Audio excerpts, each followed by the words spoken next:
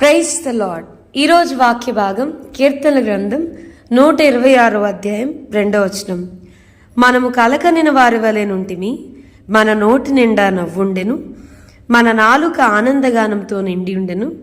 అప్పుడు యెహోవా వీరి కొరకు గొప్ప కార్యములు చేసినని అన్యజనులు చెప్పుకొనిరి. ఈరోజు ఈ వాక్య భాగం ద్వారా దేవుడు మనతో మాట్లాడుతూ ఉన్నారు.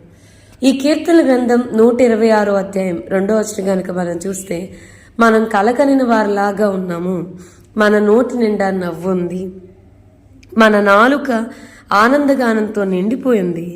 అప్పుడు దీన్ని చూస్తున్న ప్రజలు లేదా అన్యజనులు యెహోవా వీరి కొరకు గొప్ప కార్యములు చేసినని చెప్పుకుంటారు అని బైబిల్లో చాలా స్పెసిఫిక్గా ఉంటా ఉంది.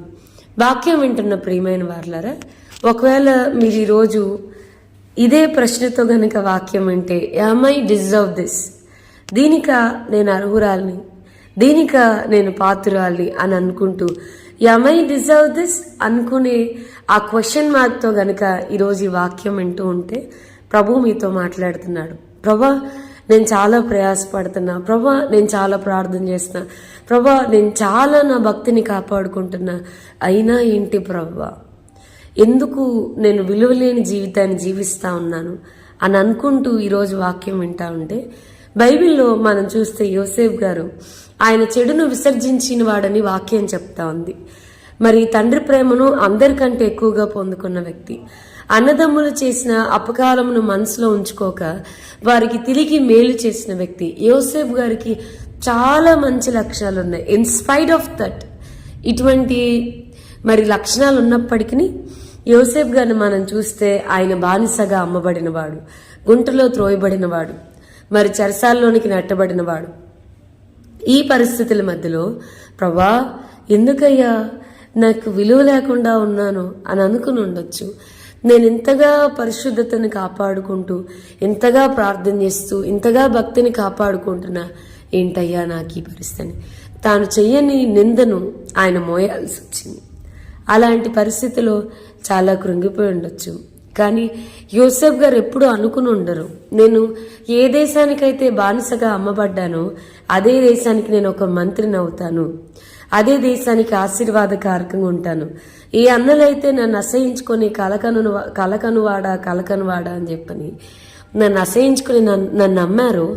అదే అన్నలు ఒకరోజు నా ముందు చేతులు కట్టుకుని తల వంచి నమస్కారం చేసి, మేము పోషించబడ్డం చాలా కష్టంగా ఉంది, మాకు ఆహారం ఇమ్మని అడిగే రోజు ఒకటి వస్తుందని ఎప్పుడు అనుకుని ఉండడు కదండి. ఈరోజు మనుషులు మనల్ని విలువ లేకుండా చూస్తున్నారని, తృణీకరిస్తున్నారని నేను చాలా ప్రయాసపడుతున్నా, చాలా కష్టపడుతున్నా, but I don't have any recognition at all. నాకు అసలు ఎలాంటి గుర్తింపు లేదు, నాకు ఎలాంటి విలువ లేదు, నేను చాలా ప్రయాసపడతాను అనుకుంటే గనక వాక్యం చెప్తుంది, ఓర్పు గొప్ప ద్రోహ కార్యాలు చేయకుండా ఆపుతుంది. దేవుడు తగిన సమయంన మనల్ని హెచ్చించినట్లు ఆయన బలిష్టమైన రెక్కల క్రింద దీన మనసు గలవారే ఉండమని వాక్యం చెప్తుంది. A time will come, a day will come, ఒకరోజు వస్తుంది, దేవుడు తప్పకుండా మనల్ని జ్ఞాపకం చేసుకుంటాడు. మనల్ని తృణీకరించి మాట్లాడిన వారే ఒకరోజు మన ముందు తల వంచేలాగా దేవుడు చేస్తాడు. కానీ వాక్యం వింటున్న ప్రియమైన వారులారా, మనం చేయాల్సిన పని ఏంటో తెలుసా? నమ్మండి. Trust the lord. Choose to trust the lord in spite of all your rejections, in spite of all your pain and suffering. మన బాధ అంతటి మధ్యలో, మన తృణీకరంతటి మధ్యలో దేవుని నమ్మడాన్ని ఎన్నుకుందాం, దేవుని నమ్ముదాం. Trust the lord.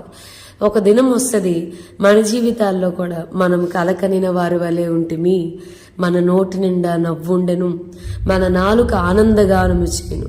మనల్ని చూస్తున్న వారు, మన చుట్టుపక్కల ఉన్నవారు, మన రక్త సంబంధులు, అన్యజనులు, వీరు యెహోవా వీరి కొరకు గొప్ప కార్యములు చేశానని చెప్పుకునే దినాలు ఖచ్చితంగా మన జీవితంలో అబ్సల్యూట్లీ దే విల్ కమ్. ఖచ్చితంగా మన జీవితాల్లో వస్తాయి.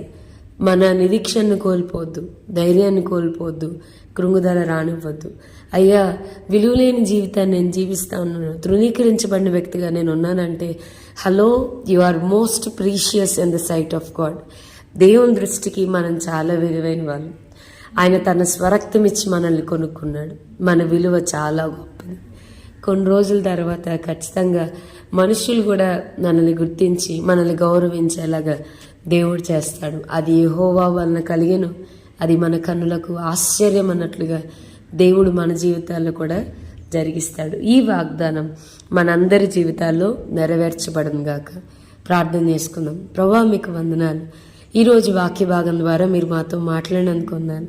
వాక్యం వింటున్న మా ప్రియులైన వారిని అందరినీ దీవించి ఆశీర్వదించమని, అయ్యా ఐ డిజర్వ్ దిస్ అని మనుషుల యొక్క తృణీకరణ బట్టి బాధపడుతున్న వారందరినీ మీరు ఓదార్చండి. వారి కొమ్మును గురుపోతు కొమ్ము వలె ఘనతో ఎత్తి నింపమని ప్రభు ఘనపరచమని కోరుతూ యేసు నామమున అడిగి వేడుకొంచున్నాం తండ్రి. ఆమేన్. God bless you and have a blessed day.